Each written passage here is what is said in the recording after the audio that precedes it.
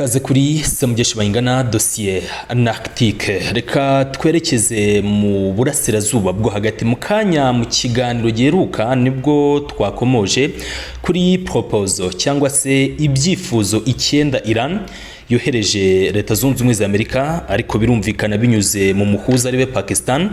Kuri ubu rero mu kanya gato gatambutse Minisiteri y'Ububanyi n'Amahanga ya Iran yemeje ko yakiri igisubizo giturutse muri leta zunze ubumwe za Amerika nanone bagihawe n'umuhuza ariwe Pakistan.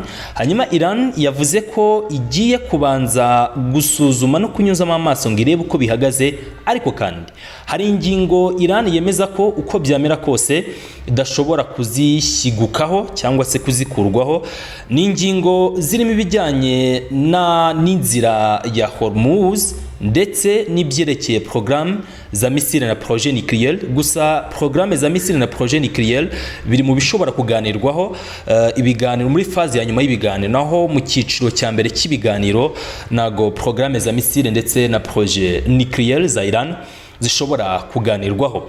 Ariko kandi nubwo Iran yemeza ko igiye kunyuzamo amaso ngirebe ibyo leta zunze ubumwe za Amerika zavuze, President Trump yabwiye ikinyamakuru bita Can News ko ibyo Iran yasabye bitigeze byemerwa. Bya bitekerezo cyangwa se zanginga 9 za Iran twagarutse mu kiganiro cya mbere, abacikanywe ndahita nyipininga muri comment, muze kureba muri comment ndahita nyipininga ikiganiro cya mbere kivuga kuri izo ngingo 9 twavuze Iran yari yohereje leta zunze ubumwe za Amerika. Rwose muze kukireba ndahita nyishyira muri comment. Hanyuma izi ngingo 9 za Iran leta zunze ubumwe za Amerika zazanze cyangwa se nago banyuzwe nanone n'ubusabe cyangwa se ibyifuzo byaba baperesi. Hanyuma kandi ibi rero bivuze iki? Icyo bivuze reka tugishakire hano kuri uru rukuta rwa, reka tugishakire hano, yego turekere kuri global surveillance. Hanyuma icyo bivuze nuko abayobozi bakuru muri Israel bemeje ko kugaruka mu ntambara na Iran rwose ngibi nukuri kandi kudashidikanywaho, ngo si ikibazo cy'uburyo bikorwamo ahubwo ni ikibazo cy'igihe bishobora kubera ibyo gusubira mu ntambara n'igihugu cya Iran. Hanyuma kandi igisubizo none tugishakire hano kuri global surveillance. Ndi kugenda muza zino ngingo wumva ibijyanye n'imyiteguro y'intambara, turatugara ku ruhande rwa Iran turebe imyiteguro nabo bafite n'ibyo bari gusaba, cyane ko hari ubwato bwongeye kurasirwa mu mazi y'umuhoro wa Hormuz, nabyo turata tubivugaho. Hanyuma rero kabine cyangwa se kongre, inteko ishinga amategeko ya Israel yemeje umushinga urimo kongera kugura cyangwa se gutumizaho F-35 Adil. Amerika ikora zino F-35 ariko bemereye Israel barazigura, hanyuma Israel igashyiramo ikoranabuhanga ryihariye kuko izi F-35 Adil ni umwihariko wa Israel, na handi na hamwe ushobora kuzibona, ariko n'ubundi babanje gutanga amasoko ku bigo bizikora muri leta zunze ubumwe za Amerika. Hanyuma rero bageze hariya bakemererwa kuvugurura no gushyiramo irindi koranabuhanga. Hanyuma rero ni ukuvuga ngo batumijeho quadrons, ni ukuvuga ngo military iyo bavuze quadrons baba bashaka kuvuga nibura ni nka paki cyangwa se kit. Kuvuga ngo kit ishobora kuba ari kit bundi akenshi tumenyereye bishobora kuba ari 12 cyangwa se 24, ariko iyi quadrons akenshi ku ndege z'intambara hari ubwo aba ari kit ibigizwe n'indege 12 cyangwa se ibigizwe n'indege 24 iyo bari kuvuga ibijyanye n'ikirere. Hanyuma iyo bijyanye n'inyanja yo mu buryo bwa gisirikare yari quadrons, ni ukuvuga ngo aba ari amato ari hejuru y'abiri, ni ukuvuga ngo hagati ya 3 kugeza ku 10. Hanyuma none byavuga ku bijyanye n'intwaro, byo intwaro birumvikana ni igice cyose, ubwo nukuvuga no guterura byose, ubwo bitewe se na masasu ni imbunda ni missile, nabwo ubwo ni paki ni kit. Hanyuma rero batumye iyi quadrons tutazi ngigizwe na zinga, ariko normally abari hagati ya 12 cyangwa se 24 bazitumye F-35. Hanyuma bongera batuma nanone quadrons ya F-15 none bavugurura bashyiramo ikoranabuhanga rya bikaba F-15IA. Hanyuma rero iyi deal cyangwa se amasezerano, cyane ko nabonye minisitiri w'ingabo muri Israeli bita Israel Corps yavuze ko operation yo guhangana cyangwa se ibikorwa byo guhangana na Iran ngo bisaba ko ububiko bwabo rwose babwuzuye, kandi bigasaba ko ubugenzuzi bwabo bwa gisirikare busumba ubw'abanzi babo. Niyo mpamvu bakomeje gushora ingengo y'imari. Hanyuma rero iki kiguzi gihagaze miliyari 350 z'amashekel. Hanyuma amashekel ni amafaranga nyine akoreshwa muri Israeli. Iyi shekel ni kimwe cya gatatu cy'idolari. Ni ukuvuga ngo iyi deal ihagaze miliyari 350 z'amashekel, ni nka miliyari 118 z'amadolari n'imisago na miliyoni zirengaho. Reka nze ndebe ikimibare ingaragariza, ariko ishekel ni kimwe cya gatatu cy'idolari. Hanyuma icyo bigaragaza, yego, ni ukuvuga ngo ishekel ni kimwe cya gatatu cy'idolari nk'uko nari mbivuze. Hanyuma rero izi miliyari 350 ni miliyari 118 na miliyoni 892 n'ibihumbi 760 mu manyamerika. Niyo masezerano bagiranye n'ibigo bya gisirikare hano muri Amerika. Ndetse iyi minisiteri y'ingabo yahise ivuga ko Amerika nayo yatangaje cyangwa se isaba ko gukorwa kw'izi ndege za F-35 na F-15 bigomba kwihutishwa, ubundi bikegera hariya. Israel ikaba yabyifashisha muri operation zabo barimo. Bavuga ko guhangana Iran bisaba ko ubushobozi bwabo bwo mu kirere bugomba kuba butanyeganyega. Ngaye nguko rero dushobora kubona ibitero bisubukuye, kuko Amerika nyine yanze iby'amasezerano cyangwa se yanze ibyifuzo bya Iran nayo yabwirwaga ko Amerika ubwayo yabanje gutanga proposal cyangwa se ibyo nakita nk'ibyifuzo 14. Hanyuma Iran nayo isubirisha ibindi byifuzo 9, na bamenyeje ko biri mu kiganiro twakoze kibanza datanyipininga muri commentaire. Hanyuma ibi nabyo biranzwe, ubwo bivuze ko nyine ari intambara. Nubwo muri faze ya mbere cyangwa se mu cyiciro cya mbere kibanza cy'ibiganiro, Iran yari yavuze ko bijyanye no kuganira kuri nuclear ndetse na programme za misile n'ibyerekeye umuhoro wa Hormuz bigomba gushyirwa mu cyiciro cya nyuma cy'ibiganiro bari bugirana na Leta Zunze Ubumwe za Amerika. Nago byagombaga kuba biri hafi aho ngaho, byagomba kujya inyuma, ariko n'ubundi Leta Zunze Ubumwe za Amerika zisa nkaho zibihakanye. Ubwo bivuze ko dushobora kubona ni ikibazo kigiye nk'uko n'ubundi minisiteri y'ingabo muri Israel iri kubyemeza, naho ubundi kuba baga bitero muri Iran byo rwose biri obvious cyane, cyangwa se ni ibintu byigaragaza. Baraza kugaba ibitero kandi biremereye muri rusange. Navugaga rero ko mu kanya gato tuva kuri diplomasi mu by'ukuri ikomeje kunanirana.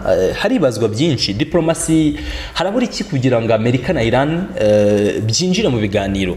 Hari uburyo dukoresha bwo kureba buri nguni, tukareba kuri buri ruhande possibility, tukareba buri nguni n'igishoboka. Ibiri hano nyirizina hari ingingo yuko iyi ntambara iyo birebwe mu nguni y'ubukungu, hari ubwo usanga ari intambara iruta cyane kuba iri hagati ya Iran ndetse na Leta Zunze Ubumwe za Amerika, ikaba intambara ushobora gukururiramo cyangwa se kuvuga ko hatabura kuzamo ibihugu by'Ubushinwa ndetse n'Uburusiya. Nk'ubwo ngubwo ngarutse gato kuri global surveillance, Iran yavuze ko bo n'Ubushinwa ngari ibyo bihugu biri guhangara no gusebya Leta Zunze Ubumwe za Amerika mu ruhame. Impamvu Ubushinwa, hari ibigo 5 by'ubucuruzi by'Ubushinwa bimaze iminsi bifata ibihano ya departement y'imari muri Leta Zunze Ubumwe za Amerika. Babafatiye ibihano ibigo 5 by'Ubushinwa nyuma Xi Jinping atatangaza ko ibyo bigo bigomba gukomeza akazi bititaye ku bihano ibyo ari byo byose Leta ya Amerika yaba yarabafatiye. Ngaha uvuga ngo China has instructed the firms to ignore US sanctions. Uvuga ngo Minisitiri w'ubukungu cyangwa se w'imari hari yategetse ibi bigo ko bitagomba kubahiriza ibikubiye mu bihano bafatiwe na Leta Zunze Ubumwe za Amerika kubera ubucuruzi bino bigo bitunganya cyangwa se bikora ubucuruzi bwa petrol bubikorana n'Ubushinwa, by'Ubushinwa bikorana na Iran, birengagije cyangwa se babwiwe kwirengagiza ibyo bihano bafatiwe na Leta Zunze Ubumwe za Amerika. ngaye nguko rero. Hanyuma ndi kuvuga nyiri diplomasi kubera ko iyo urebye muri Angre isumbyeho usanga birenze kure cyane kuba ari intambara Amerika yashoje muri Iran, ahanini ushobora no gukururiramo cyangwa se kuvugamo ibihugu by'Ubushinwa n'Uburusiya. Twize gukora ikiganiro kikomoza cyangwa se kigaruka ukuntu Uburusiya bwa buri kungukira cyane n'Ubushinwa muri iyi ntambara, twabivuzeho. Ariko Ubushinwa bwo bukaba busa nkaho bwagabwe igitero mu buryo bw'ibanga bitewe nuko 90% by'igitoro Ubushinwa bwinjiza mu gihugu n'ubundi byaturukaga muri Iran. Ni kugeza amaginga ya naval blockade ya Amerika igizitira amato y'ubucuruzi ya Iran, nubwo hari ubwato bwa Vivier bwambutse bukaba busa nkaho bwigereje Ubushinwa, ariko ubwo ni bumwe mu mato arengeje ashobora gutangirwa hari akasubizwa inyuma. Ibi byose biragaragaza ko akiri ibihato muri diplomasi n'imibanire hagati y'ibihugu. Hanyuma nyivuga rero kuri Strait of Hormuz hari ubwato bwa bulk carriers, ubwato bwagabwe igitero na za seaboats cyangwa se ya mosquito fleet ya Iran mu muro Hormuz. Hanyuma buno bwato bitabutegekwa gusubira inyuma, bwari bugerageje gutambuka hariya. IRGC yongera kwibutsa ko ari yifite ijambo nge nakitajya nyuma kubibera mu muhora wa Hormuz.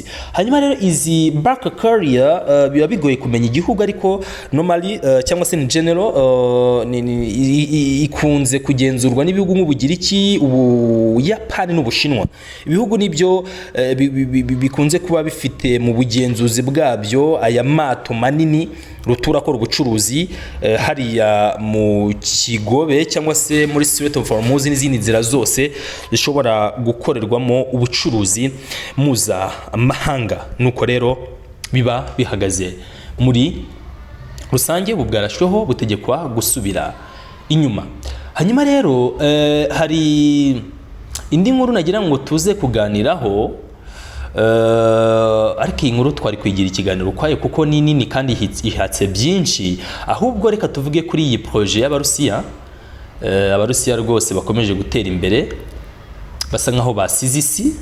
Uburusiya Perezida Vladimir Putin ngo yaba yemereye ibigo bikora ubushakashatsi hariya gukora urukingo rutuma umuntu adasaza, ni byiswe anti-aging vaccine.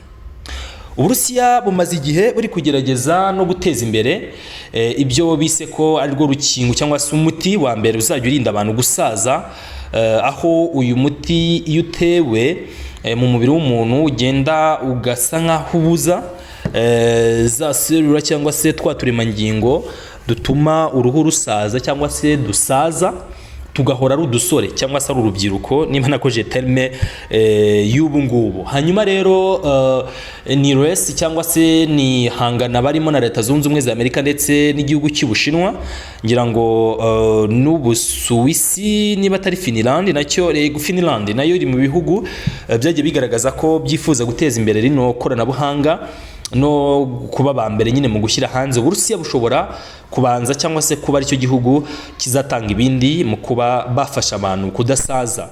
Umuntu akajya agira imyaka hafi 150 ari kubona ko akiri muto, imyaka ikezamuka ari ku ruhu agakomeza kuba wa wundi minkanyari, kugaragara ko yashaje. Akenshi wenda hano muri Afrika iyo umuntu yazanye imvi nacyo ni ikimenyetso cyo gukura cyangwa se cyo gusaza.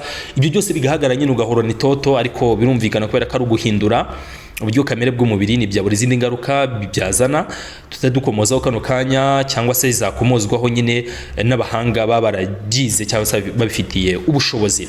Hanyuma rero inkuru nashaka kuvuga ya Pakistan na Iran munyemere tuze kwikomoza mu kindi kiganiro kuko ni inkuru nini nifuza ko twinjiramo tukavugaho gatanu. Kandi ubundi rero amahoro n'umugisha bikomeze bibane namwe. Nje ndise mugisha bayingana. Iyi ni Dossier Analytique, mukomeze mudukunde kandi mudukurikire. Mbashimira cyane abamaze kubikora burame n'ubugingo muhahe kandi muronke byose nibyo mbifuriza.